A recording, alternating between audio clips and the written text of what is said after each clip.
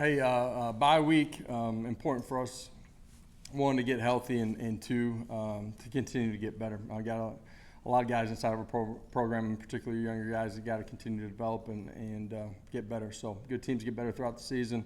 Had a good day of work on the grass today with the guys, and we'll have another one tomorrow. So end of the week, a bunch of coaches will be all over the country. I think we're hitting close to 12 states here as we get out on Thursday and Friday. So that'll be the back end of the week for the staff, and that's obviously the lifeblood of this program. So huge part of the week on the back end of it as well for our staff. I'll open it up. We'll start with Eric. I know getting healthy is first and foremost for him, but Dante Thorpe, how much are you going to be relying on him to try to pick up some of the slack left behind the group? Yeah, Dante, but all the guys that you've seen and some that you maybe haven't, got to continue to grow and be ready to play here on the back half of the season. Obviously, bruise injury, devastating for him, and he's doing well. But at the same time, in this game, the next guy's got to be ready to step up. Dante wasn't available last week. Anticipate him being full steam when we get to A&M. The young guys that played or have played got to continue to grow and play at a really high level, like a lot of what they did the other night when they got their opportunity. Really, the last couple of weeks they've played pretty good football. Rick, then Adam. Coach, I know a number that you've got with the sacks so far this season. What's gone into that unit up front? Yeah, continued depth, ability to play more guys, play harder for 60 minutes.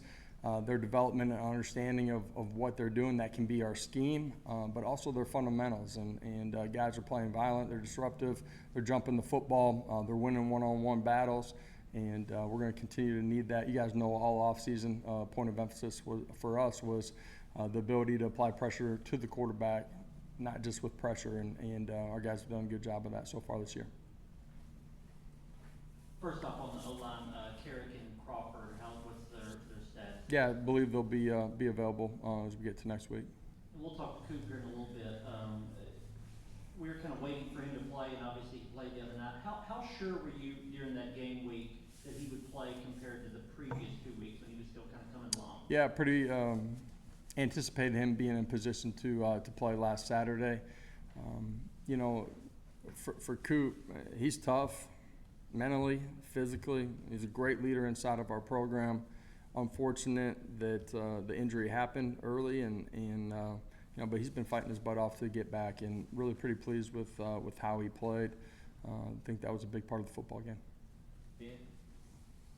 Josh and Dante, do you think you all will keep him there in the slot, or with bruise injury, do you think you'll try to work him out on the field? I don't know how the rotation will exactly play out as we get to A&M. But we got the ability and flexibility to move guys into different spots. All of those guys really have trained at multiple spots. Sam?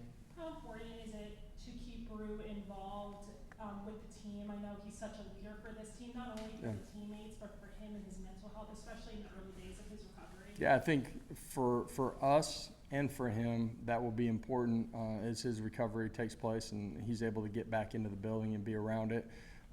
It's extremely important for our football team, the wide receiver room. He's developed into an unbelievable leader inside of our program. And, for him too, I just think it's important to be around, the guys that care about you, still be a part of it, and he will be a huge part of it when he gets back. Frank and Brent up front. Coach, have you, as a team, gotten a chance to pay Brew a visit and check out him? I've been over there. A bunch of our teammates and staff have been over to see him, and like I said, everybody can understand all the time, effort that goes into getting yourself ready to play your best football during the course of the season. And nobody prepared harder than he has. He invested the right way, and when you invest and you no longer have that opportunity, you have an injury like he had, it's hard, it's devastating, and you feel like it's an opportunity that no longer exists when I'm just talking about this season. So the early days of that are hard. I think it's the hardest part of being an athlete. You're constantly pushing towards something, and all of a sudden you have an injury and you're, however long it is, you're kind of in no man's land. As he starts his recovery process, I think that's the next best thing because you're working towards something. So excited for him as he goes through that part of it. Josh, staying with the wide receiver, how much of this is a plug and play? Somebody steps up to take that spot, and how much do you guys look this week at doing some things differently because you don't have him in terms of the passing game? It is plug and play. You can't have a total overhaul to what you're doing. Believe in the guys that have gotten an opportunity to play. They got to continue to grow. They got to step up and be ready for that role. Romel Keaton did that a year ago when Sed went down. You know, so that in this game it's inevitably going to happen. That's why, you know, if you're not a starter, not playing a bunch of football, it's not about, you know, where you're at. It's preparing yourself for the moment when you get the opportunity. And you know, our guys have done that, but they got to also continue to grow. Eric and Ben. Look at Ollie, he's a guard, had to go over and play center, then had to go right back to guard. A couple days out, how do you assess his play, and do you feel like Ollie's going to have a rolling guard with a healthy Cooper Mays? Yeah, we'll have some other guys that will fill in and play. You know, that happened late in the week. Really pretty pleased with how he played, how we played up front. Thought we communicated. We're really good in our double teams. So there were a bunch of positives from the football game with all the moving pieces that we had up front. And you know, as we continue to go, we're going to need all those guys, and some that have played a substantial amount of plays and some that maybe haven't yet either. All those guys will be needed before it's done. Josh, 4 of your opponents are playing each other this week in A&M and Bama and Georgia and Kentucky. Do you kind of go out of your way on bye week to watch those games, or do you like to wait for the all-22 film to come out and watch that tape? I'm going to get a chance to go watch my son play football Saturday morning, and my daughter and I will, at some point, will sit down and watch a game or two in the evening. So we'll watch a little bit of football. I'm sure I'll be flipping around between multiple games at the time. Patrick and Brent.